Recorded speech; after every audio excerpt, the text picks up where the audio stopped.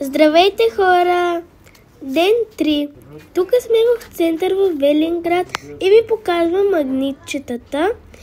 И решихме да взимаме ето този магнит за Леля ми, най-добрата Леля. Тук ви показвам още джунджулийки. И ето тези лабубата ключодържатели много ми харесаха. Тук ви показвам още лабубата. Цял пазар лабубата.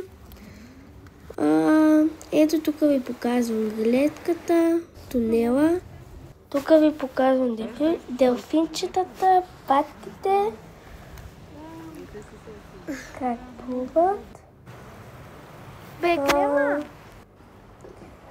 Ето има една малка рибка и ето качихме се в лодките. И след като излезнахме от лодките, взехме Стич лабубо и намерихме ключодържател с името ми. И сега отваряме лабубото Стич. И аз искам да ми се падне това.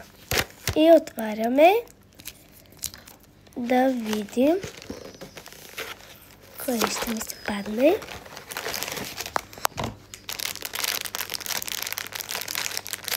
И